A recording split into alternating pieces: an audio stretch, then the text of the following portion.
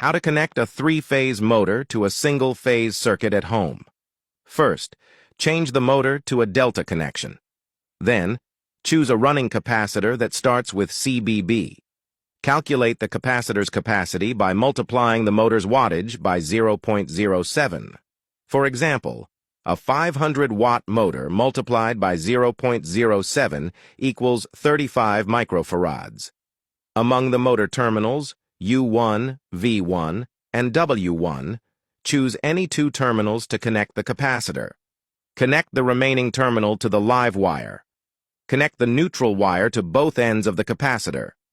This setup allows you to change the motor's direction. Connecting to one end will make the motor run forward. Connecting to the other end will make the motor run in reverse. Note, this method is only applicable to motors with a power rating of 1,500 watts or less.